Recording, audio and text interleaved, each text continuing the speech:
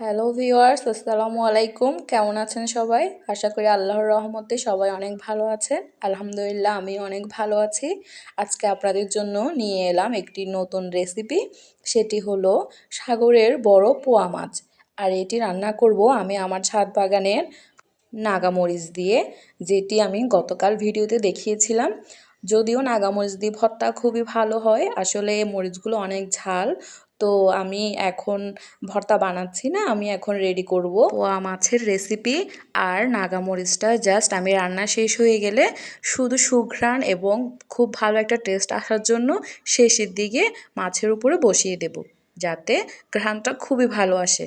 প্রথমেই আমি কড়াইয়ে নিয়ে নিলাম পরিমাণ মতো তেল এবং তাতে দিয়ে দিলাম পেঁয়াজ কুচি। এরপর আমি এতে দিয়ে দিব পরিমাণ মতো রসুন বাটা। এরপর ভালো করে কষিয়ে নেব যাতে পেঁয়াজ এবং রসুনের কাঁচা গন্ধটা দূর হয়ে যায়। এরপর আমি আস্তে আস্তে মিক্স করে দেব গুঁড়ো মশলাগুলো।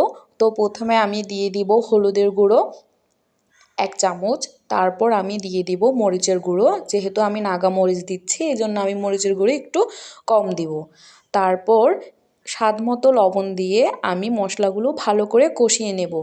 কষানোর সময় খেয়াল রাখতে হবে যাতে মশলাগুলো পুড়ে না যায়, সেজন্য আমি সামান্য পানি দিয়ে দিলাম। পানি দেওয়ার পর মশলাগুলো ভালো করে কষিয়ে নেব এবং খেয়াল রাখতে হবে মশলাগুলো যাতে নিচে ধরে না যায়। ভালো করে কষানোর পরে তেল উপরে উঠে আসলে আমি মাছগুলো একে একে দিয়ে দিব।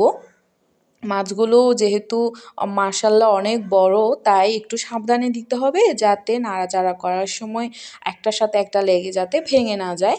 এই জন্য আমি সুন্দর করে মাছগুলো কষিয়ে দিলাম এবং চুলার জালটা একটু কমিয়ে দিয়েছি, কারণ মাছগুলো যাতে নিচে ধরে না যায়, তাহলে কিন্তু বাজে একটা স্মেল আসবে। সেই জন্য আমি অল্প আঁচে মাছগুলো কষিয়ে নিতে থাকবো এবং কষাতে কষাতে যখন দেখব তেল উপরে উঠে চলে এসেছে, তারপর আমি সেখানে সামান্য টমেটো দিয়ে দিব। টমেটোগুলো আমার ছাদের, আমি টমেটোগুলো ছোট ছোট করে কুচি করে রেখেছি। টমেটোগুলো দিয়ে দেওয়ার পরে আমি যখন দেখব যে তেলগুলো ভালো করে উঠে এসেছে, আমি সামান্য পানি দেব যাতে একটু ঝোল ঝোল থাকে। আমি মাখো মাখো করে রান্না করব, বেশি পানি দিব না, তাও একটু পানি দিব যাতে একটু একটু ঝোল থাকে। এরপর আমি আরও কিছুক্ষণ ঢাকনা দিয়ে ঢেকে রেখে ভালো করে কষিয়ে নেব এবং খুব সুন্দর একটা স্মেল যখন ছড়াবে বুঝতে হবে তখন মাছগুলো হয়ে এসেছে।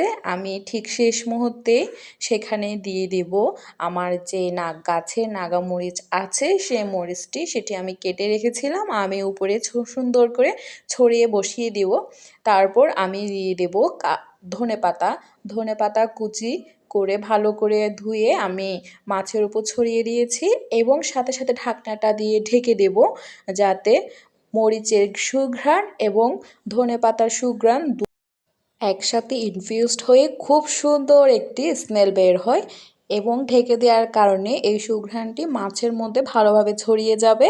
তারপর আমি চুলাটা অফ করে দেব। অফ করে আমি 5 মিনিট পর্যন্ত প্যানটি যখন চুলার উপর রেখে দেব, এতে ধনেপাতা এবং নাগামরিচটি সেদ্ধ সেদ্ধ হয়ে আসবে এবং এই দুটি সুঘ্রাণ খুব ভালোভাবে মাছের মধ্যে ছড়িয়ে যাবে। যখন আপনি ঢাকনা খুলবেন তখনই বুঝতে পারবেন পুরা ঘর এই সুন্দর স্মেলে মো মো করছে, তখনই বুঝবেন আসলে এত টেস্ট ওই নাগামরিচের সুঘ্রাণের জন্য এসেছে এবং ধনেপাতার জন্য এসেছে।